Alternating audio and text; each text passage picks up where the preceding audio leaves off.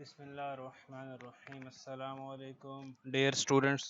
आज जो टॉपिक हम डिस्कस करने वाले हैं वो एनालिटिकल केमिस्ट्री के कुछ एमसीक्यूज़ हैं, क्योंकि अभी हमारे जेसी से जितने भी प्राइवेट और गवर्नमेंट के एफिलिएटेड इंस्टीट्यूट है तो इस साल 2020 में उनके जो एक्सपेक्टेड एग्ज़ाम हैं वो एमसीक्यूज़ टाइप हो रहे हैं। तो हमने सोचा कि कुछ एमसीक्यूज़ बनाएं और आपके साथ शेयर करें। अब जो एमसीक्यूज़ मैंने बनाए हैं तो ये मैंने ख़ुद बनाए हैं मुख्तलिफ बुक्स के साथ कंसल्ट करके, नेट के साथ। तो इस एमसीक्यूज़ के कोई हो सकता है इसमें कोई आपको लगे कि जी मैंने कोई एमसीक्यूज़ आंसर गलत दे दिया है, या किसी आंसर को मैं जस्टिफाई नहीं कर पाया, या कोई आंसर आपके ख्याल में ऑप्शन बीटा आनी चाहिए थी, मैंने कुछ और बोल दिया। तो आप मेरे कमेंट्स में मुझे रेक्टिफिकेशन कर सकते हैं, मुझे करेक्शन कर सकते हैं। तो आप देख रहे हैं केमिस्ट्री बाय साद अनवर, और अभी हम एमसीक्यूज़ एनालिटिकल केमिस्ट्री के उसमें एनालिटिकल केमिस्ट्री में जो स्पेक्ट्रोस्कोपी का पोर्शन है उसके एमसीक्यूज़ को कवर करेंगे। पहला एमसीक्यूज़ है विच of the following has a minimum wavelength. तो याद रखें गैमा रेस की मिनिमम वेवलेंथ होती है, गैमा रेस की जो वेवलेंथ होती है वो मिनिमम वेवलेंथ होती है। और हमारे पास आपने ना इस तरह के एमसीक्यूज़ को प्रिपेयर करने के लिए इलेक्ट्रोमैग्नेटिक स्पेक्ट्रम जहन में रखना है। तो चलो कंटिन्यू करते हैं। Which of the following has minimum wavelength. इसमें याद रखें कि जितने भी ऑप्शन गिवन हैं gamma rays, blue light, infrared rays, microwave, उसमें गैमा रेज की वेवलेंथ सबसे ज़्यादा मिनिमम वेवलेंथ होती है। इसको जहन में रखने के लिए इलेक्ट्रोमैग्नेटिक स्पेक्ट्रम हमने माइंड में रखना है। इस तरह के सारे एमसीक्यू सॉल्व करने के लिए इलेक्ट्रोमैग्नेटिक स्पेक्ट्रम में लेफ़्ट साइड पर हम कॉस्मिक रेस और गैमा रेस लिखते हैं, गैमा रेस लिखते हैं। और फिर इसके बाद बिल्कुल एंड पर हम माइक्रोवेव एंड रेडियो फ्रीक्वेंसी और माइक्रोवेव को लिखते हैं। रेडियो RADIO, रेडियो फ्रीक्वेंसी और माइक्रोवेव को लिखते हैं। याद रखें गैमा रेस की वेवलेंथ सबसे कम होती है और रेडियो फ्रीक्वेंसी की वेवलेंथ सबसे ज़्यादा होती है। देखें रेडुआ, रेडुआ आजकल तो रेडुए का दौर नहीं, जब जिस ज़माने में रेडुए का दौर होता था लोगों के पास रेडुए होते थे। इस्लामाबाद में स्टेशन होता था, पेशावर कराची में स्टेशन होता था, और आपके गांव में आप रेडुआ सुनते थे। तो रेडियो वेव से याद रखें कि इसकी वेवलेंथ सबसे ज़्यादा होती है, वेवलेंथ सबसे ज़्यादा होती है। और गैमा रेस की वेवलेंथ सबसे कम होती है। इट मीन्स अगर हम ड्रॉ करना चाहें तो हम ये इस तरह ड्रॉ कर सकते हैं कि वेवलेंथ इस तरफ बढ़ती है, इस तरह वेवलेंथ इंक्रीज़ होती है, वेवलेंथ इस तरफ इंक्रीज़ होती है। और एनर्जी और वेवलेंथ में इन्वर्स रिलेशन है, तो एनर्जी इस तरफ इंक्रीज़ होती है, एनर्जी एनर्जी इस तरफ इंक्रीज़ होती है। यानी गैमा रेस की एनर्जी सबसे ज़्यादा है और रेडियो वेव्स की एनर्जी सबसे कम है, रेडियो वेव्स की एनर्जी सबसे कम है।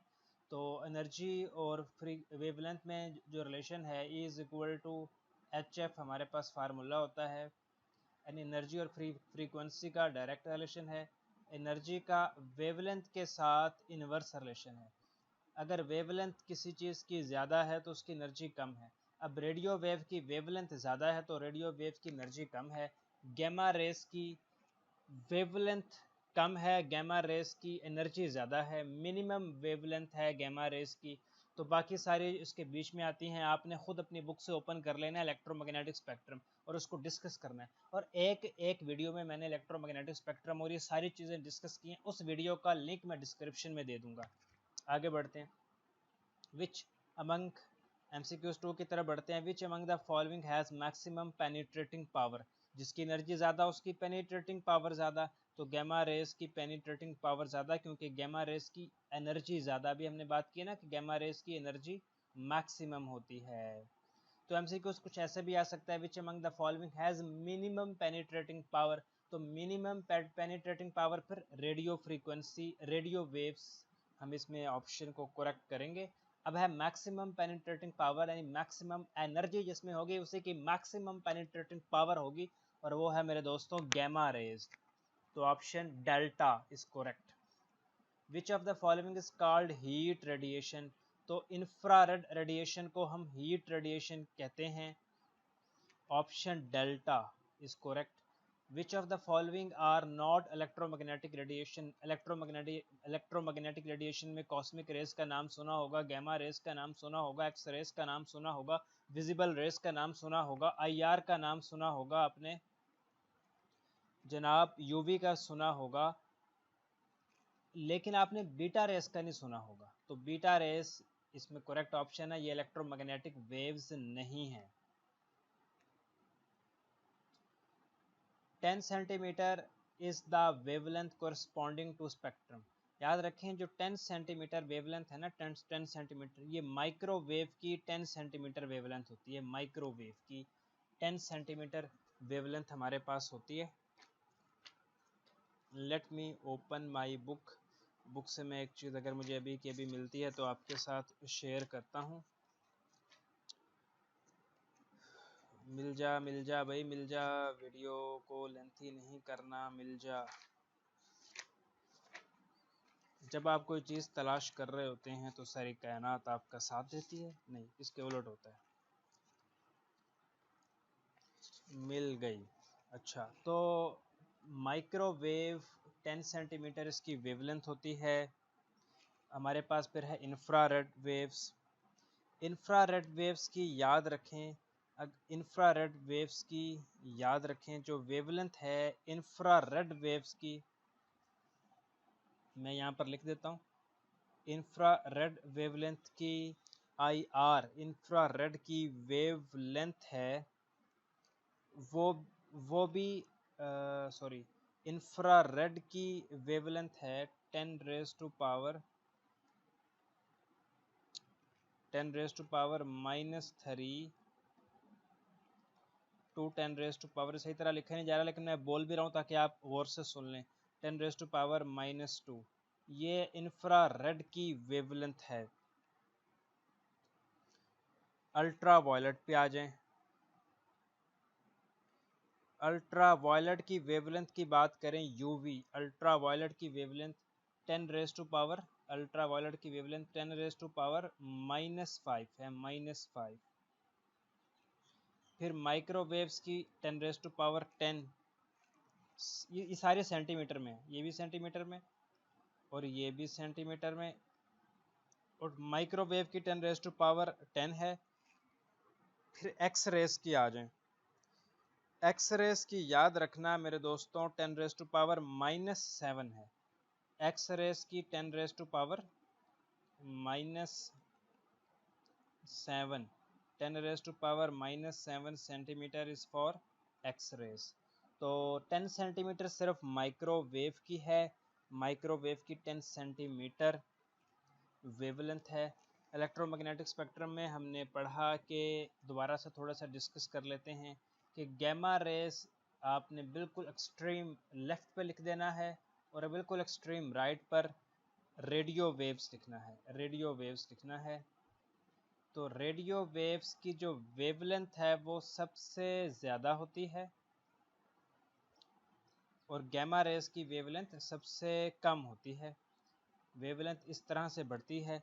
अब रेडियो वेव की जो वेवलेंथ है वो अगर हम यहाँ पर पुट करना चाहें तो रेडियो वेव की वेवलेंथ है 10 रेज टू पावर 4 से लेकर, ये रेंज होती है 10 रेज टू पावर 7 तक, यानी प्लस में है, सबसे ज़्यादा है। और गैमा रेस की वेवलेंथ सबसे कम है। गैमा रेस की वेवलेंथ 10 रेज टू पावर -9 है, -9 सेंटीमीटर में है, इसका यूनिट सेंटीमीटर हमने यहाँ यूज़ कर रहे हैं। Move toward next MCQs number 6। The structure of solid is investigated by X rays. Option C Charlie, option C में चार्ली ऑप्शन है। देखिए मैं ए को अल्फ़ा कहूँगा, बी को बीटा कहूँगा, सी को चार्ली कहूँगा, डी को डेल्टा कहूँगा, क्योंकि मैं बी कहता हूँ बच्चों को डी लगता है। तो उस कन्फ्यूजन से बचने के लिए हमने ए को अल्फ़ा बोलेंगे, बी को बीटा बोलेंगे, सी को चार्ली बोलेंगे, डी को डेल्टा बोलेंगे। सॉलिड्स की स्टडी के लिए, इन्वेस्टिगेशन के लिए हम एक्सरे यूज़ करते हैं। Which radiation are used in the treatment of muscle ache. Muscle में जो पेन हो रही होती है उसकी ट्रीटमेंट के लिए हम इंफ्रारेड वेवलेंथ यूज़ करते हैं, रेडिएशन यूज़ करते हैं, इंफ्रारेड रेडिएशन यूज़ करते हैं, तो option alpha is correct. The ultra MCQs 8 discuss करें। The ultra high frequency band of radio wave in electromagnetic wave is used as, हाँ देखें अब जो रेडियो वेव है ना इसकी वेवलेंथ सबसे ज़्यादा होती है, 10 रेज टू पावर 4 से लेकर 10 रेज टू पावर 7 तक इसकी वेवलेंथ होती है रेडियो वेव की। तो the ultra high frequency band of radio wave in electromagnetic wave is used as cellular phone communication। हाँ, ये सेलुलर फोन कम्युनिकेशन के लिए यूज होते हैं। अच्छा, the wave used by artificial satellite for communication is, उसमें माइक्रोवेव यूज करते हैं। Which of the following electromagnetic wave is used in medicine to destroy cancer cell? इसमें हम gamma rays को यूज करते हैं, तो option Charlie is correct.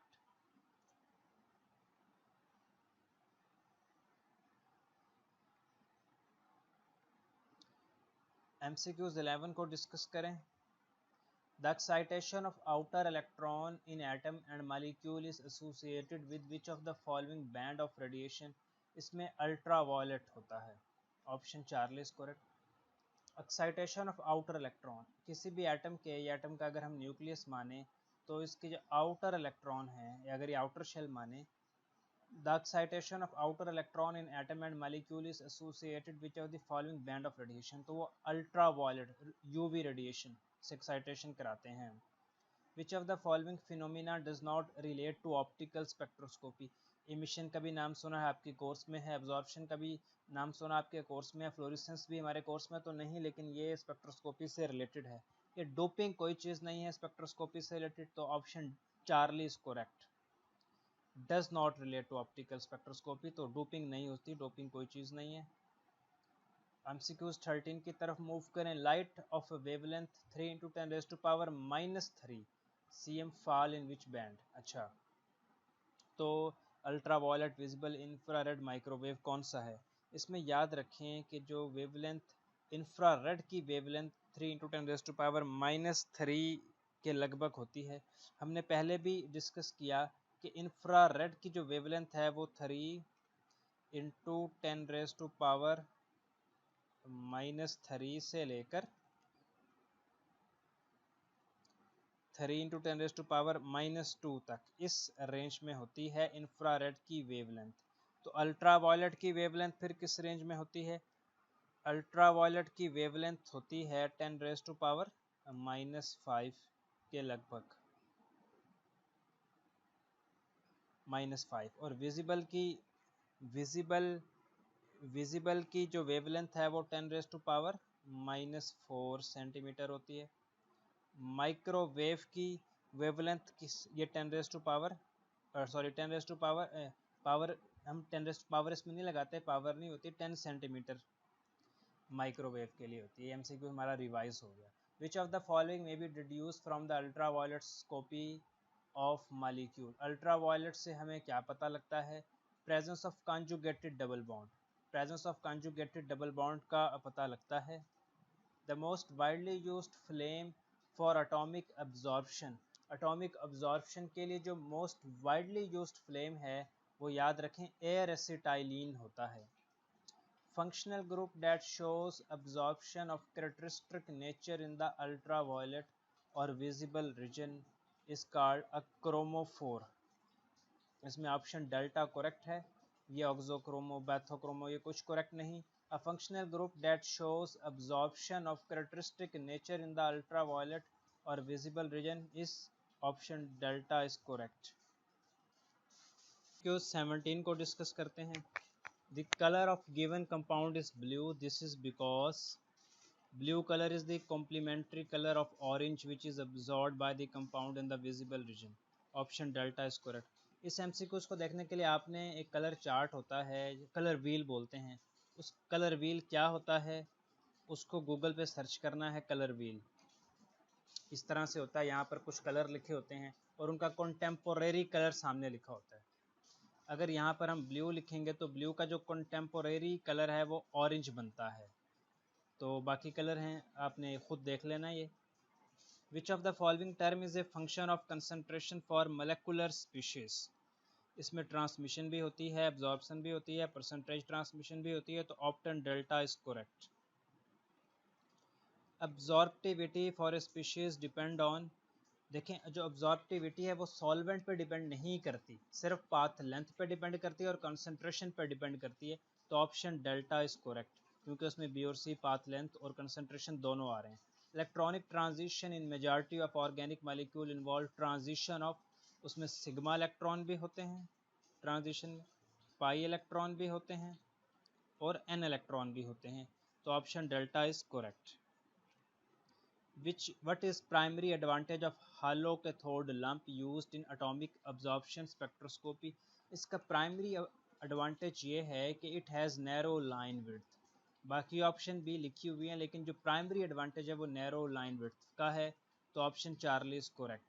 Infrared spectroscopy provide valuable information.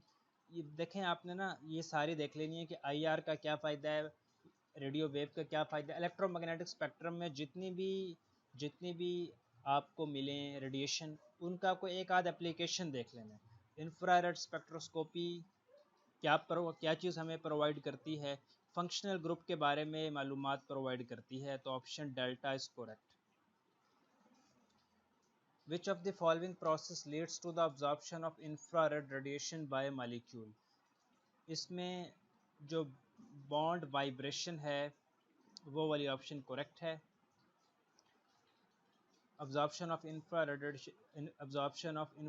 radiation by molecule से bond vibration होती है, तो ये ऑप्शन करेक्ट है। वेव नंबर को डिफाइन करें। Wave number inverse of wavelength होता है। तो ये देखें, जो वेव नंबर होता है वो वेव लेंथ का इनवर्स होता है। इसी तरह आपने ये याद रखना है कि जो फ्रीक्वेंसी है वो इनवर्स ओवर फ्रीक्वेंसी और वेव लेंथ में इनवर्स रिलेशन होता है, ये रिलेशन इनवर्स होता है। और फार्मूला कुछ यूँ होता है, E इज़ इक्वल टू, अच्छा एनर्जी और फ्रीक्वेंसी में डायरेक्ट रिलेशन होता है। E is equal to h f is equal to, f बराबर होता है c over lambda, c by lambda के। तो energy is equal to h की जगह पे एफ की जगह पे सी बाय लेमडा पुट करें तो एनर्जी और वेवलेंथ में इनवर्स रिलेशन हो गया। ठीक। What part of a infrared spectrum is called functional group region. Infrared spectrum के दो पार्ट होते हैं, उसमें से एक को हम फंक्शनल ग्रुप रीजन कहते हैं। फंक्शनल ग्रुप रीजन का जो वेव नंबर होता है वो 4000 से 1000 तक पर सेंटीमीटर होता है। तो ऑप्शन चार्ली इज करेक्ट। दूसरा पार्ट जो आईआर स्पेक्ट्रम का होता है वो फिंगरप्रिंट रीजन होता है, और फिंगरप्रिंट 400 से, देखें यहाँ पर लिखा हुआ है 600 से 1000 पर सेंटीमीटर। कुछ बुक्स में आपको 400 से भी मिलेगा, वो भी करेक्ट है, 500 से भी मिलेगा, वो भी करेक्ट है। तो ये कुछ एमसीक्यूज थे जो स्टूडेंट्स मैंने आपके साथ डिस्कस किए। इन एमसीक्यूज से यकीनन आपको फ़ायदा होगा, कम से कम नुकसान नहीं होगा। सबसे बड़ा फ़ायदा तो ये है कि नुकसान ना हो। तो इन एमसीक्यूज को आप तैयार करें, इंशाल्लाह फर्दर एनालिटिकल केमिस्ट्री के भी एमसीक्यूज आपके साथ डिस्कस किए जाएंगे। दूसरा, आप सबसे एक रिक्वेस्ट ये करनी थी कि काइंडली रिक्वेस्ट ये करनी थी कि मेरी ग्रैंड मदर यानी नानी अम्मा, वो मेरे लिए मेरी वालदा की तरह थी। उनका कल ही इंतकाल हुए कुछ चंद घंटे हुए हैं। तो वो ऐसे थी, मैं उनसे, मेरी अटैचमेंट ऐसे थी जैसे मेरी माँ की तरह, वो मेरी माँ ही थी। मैं सारा अपना मेरा बचपन और लड़कापन, टीनेजर उन्हीं के पास गुजरा। तो आप अगर आपसे हो सके, आप कोई सिर्फ 3 दफ़ा सुबहान अल्लाह कहकर, 1 दफ़ा कुल हु अल्लाहु अहद पढ़कर बस ये नियत कर लेना कि इसका सवाब मेरी नानी को पहुंच जाए। अपना बहुत सा ख्याल रखें। इंशाल्लाह नेक्स्ट एपिसोड, नेक्स्ट वीडियो में मिलते हैं।